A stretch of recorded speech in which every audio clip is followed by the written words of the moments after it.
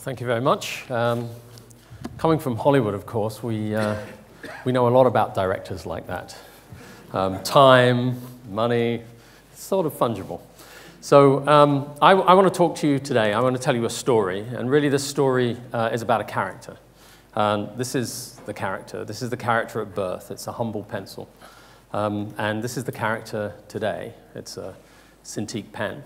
And I want to tell you the journey of this character through the last 20 years, and in particular the last 10 years, and what's actually happened to this piece of technology, and how it can, as Blaise mentioned, amplify one of the things that really makes us very human, which is how we entertain our children, how we express ourselves from an artistic point of view. And in the middle of this story, as in every good story, you know, there's a villain. The guy starts off as a friend. He's called the computer. But in the middle, that computer becomes the enemy, becomes the limitation, the limiter, the constraint, the tool that really takes that artist away from what they do best, which is create expression, create emotion. But then at the end, of course, he has an epiphany, and the villain turns good again. And so I'm going to show you how that villain essentially today becomes really the savior for the artist and gives the human artist an ability to design and draw and create and entertain in time that you could never have imagined merely 20 years ago. So the story starts, actually this month, DreamWorks Animation is 20 years old. So it starts 20 years ago with an animation company the first studio to be formed in Hollywood for 70 years. So that was a crazy thing to start out with. But it was formed as a traditional animation company. And I'm sure you all know what animation is. An artist sits down with one of these guys and draws a picture. But that's just one picture. To actually make that picture move, that artist, or perhaps another artist, has to draw another picture, and another, and another, and another. And whole teams of artists have to color and paint those images. And perhaps something you've never thought very carefully about, if those images have to move, so they're slightly different from each page to the next. But if you want the character to stand still, you really only have two options. You repeat the image, perhaps you copy it, because if it moves even slightly, at 24 frames a second, what the consumer sees is this, and it just buzzes. So actually making animated characters move with a pencil is incredibly hard. And when you look back at the Disney animations and how wonderful they were, you'll see two things. First of all, the camera never moves. And secondly, those characters are fantastic. So the human spirit, the human mind, endurance is able to overcome that sort of issue. So DreamWorks began with about 1,100 artists doing a movie. A movie took about 5 years to make. And so that meant that the company could put one of these pieces of entertainment to market every 24 to 36 months. That's the labor of love that one of these movies were. Very quickly, 1994 was also the first commercial year for the Pentium microprocessor. I'm sure you'll remember that.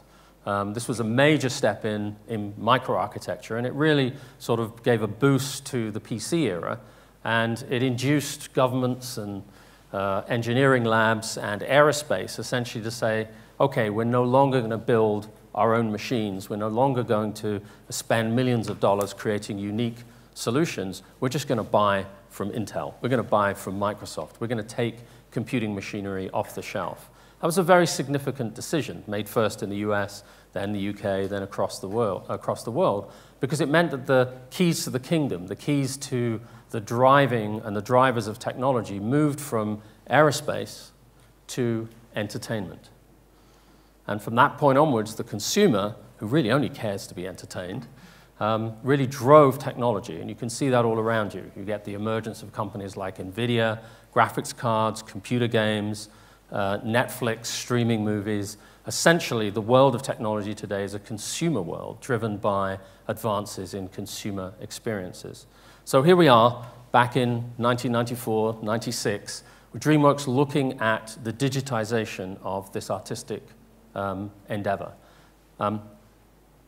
Disney experimented with Beauty and the Beast. I don't know if you remember that wonderful scene as the characters came down the spiral staircase. That was one of the first movies in which the camera did a full sort of live-action sweep to give you a sense of how grand that environment was.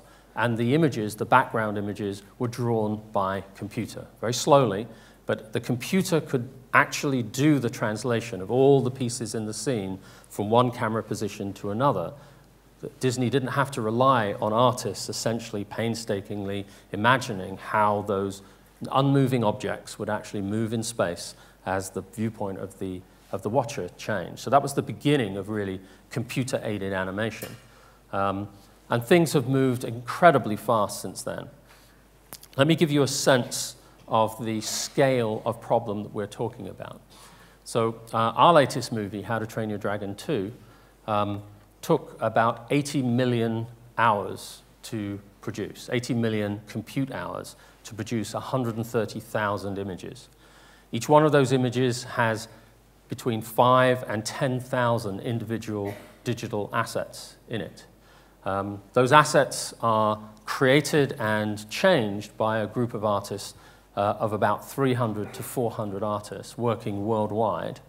And in the end, you've got a digital data set that is about 500 million digital files. That's one movie. DreamWorks has 10 in production at any given time. Back at the beginning of, in 1999, 2000, we'd managed to use computers to basically accelerate our production to one movie every 18 months. That movie took 5 million render hours to produce.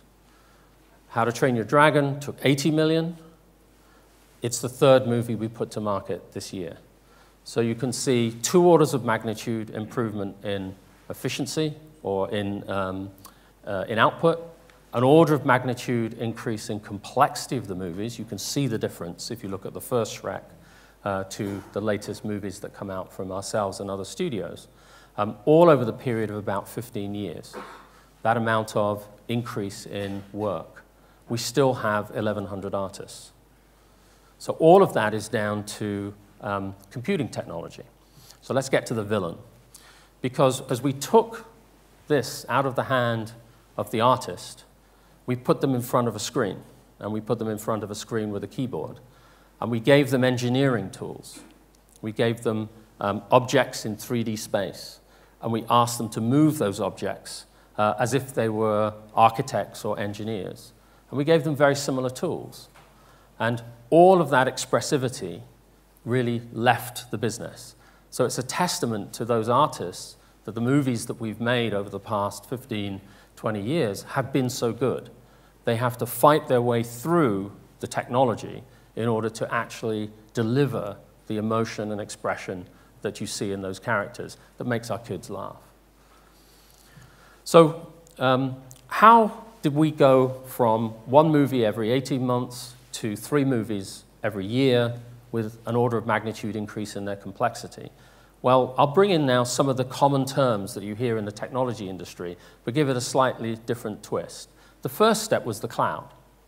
So it was just critically important that to deal with 500 million digital assets across an entire distributed studio, that no artist had to care about where that data was. You know this. Many of you will have Dropbox on your cell phone. You'll get your movies from Netflix. You don't care where those bytes are. You just know you have the right to get at them. So that type of operation, that type of cloud environment was really critical. We had to bring that about with technology companies that had never done this before. HP, Red Hat, many of these systems now service the financial industries. Today, we execute something like 2.25 billion transactions a day, about 1 million a minute. In contrast, there are about 12 million trades in the New York Stock Exchange every day. And this is just to make one movie. So now you can see why technology is driven by entertainment, because entertainment products are almost the largest consumer product that we know how to build. How to Train Your Dragon had 70 sequences. That's a sort of an arc of a story, a set of shots related to each other with the same characters. 70 sequences. Each one of those sequences has the complexity of a Boeing aircraft. So making an animated movie is like making 70 aircraft all at the same time with directors that just have an imagination and always want to change things. So imagine that you were trying to design an aircraft and somebody was messing around with the size of the nuts and bolts and how many wings should we have and the wheels, and maybe let's try it out and maybe ask the consumers whether they liked it. And then, no, let's change that. Let's have 4 wings. Let's have 3 wheels. And this is a continuous process. And so you can start to see what a modern digital engineering environment feels like. But in the middle of that is the poor artist, trying to create, trying to express, trying to draw, and faced with essentially a supercomputing environment. So the latest step that we've taken is really to try to humanize this technology.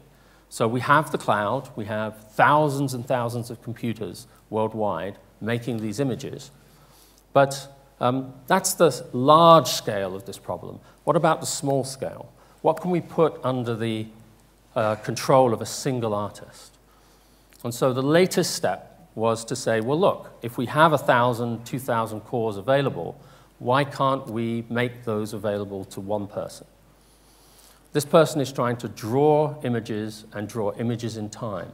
So one stroke of their pen really creates 100 to 1,000 images all at the same time to give you a smile, or to give you a wave, or to have 2 characters embrace, or to fight, or to fly a dragon. So everything they're creating is images in time, which is something you can never do with a pencil. And so we built an architecture sitting on the cloud that allows an artist essentially to take one of these final film characters with all its complexity, all of its skin and its flesh and its clothing, and essentially move that character in real time under their pen so that they can get back to drawing, get back to expression, get back to emotion directly from their hand, their eye, onto the screen. And that essentially is the outcome of taking supercomputing and making it a personal technology. We hear a lot about big data these days, all the data that we collect and all the processes we can run across that. But what it really means is that very soon you will be able to command a large amount of processing to go solve problems. You heard some of them earlier with Demis and his colleagues talking about what algorithms can do if they had enough time, if they can run through enough data. So whether you're predicting things, betting on the horses, drawing things, creating entertainment for our children, or designing things, designing cars, designing consumer products, very soon all of this technology will sit under this instrument. And I think that's a fantastic way of explaining how technology can amplify the human spirit, the human capability, and taming it in such a way that it becomes a tool for one of the best things in the world, which is laughter and entertainment. So I'll be short. That's all I have to say. Thanks.